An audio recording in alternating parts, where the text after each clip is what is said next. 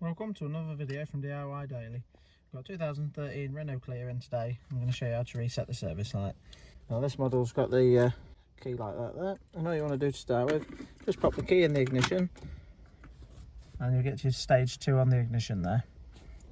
And if we just cycle through, just using the little buttons on the end of the stalk there, that's all we're going to use today. Just cycle through, you can see we've got the service message there, service during 10 days.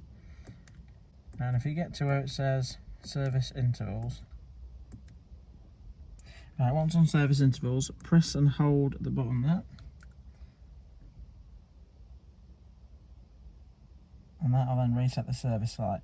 Now sometimes it'll reset just the mileage and leave the distance at a month. If it says the mileage reset and leaves the month at 1 month there, just while on this screen, press and hold the up button. Obviously this is already on 12 months, so it won't do it. But it'll flash again, and then it'll keep it going until it stops, and then that'll reset your time as well to 12 months. So you see service reset and oils reset there as well. Hope the video helped. If it did, give it a quick thumbs up and subscribe to the channel. Thanks for watching. We'll see you next time.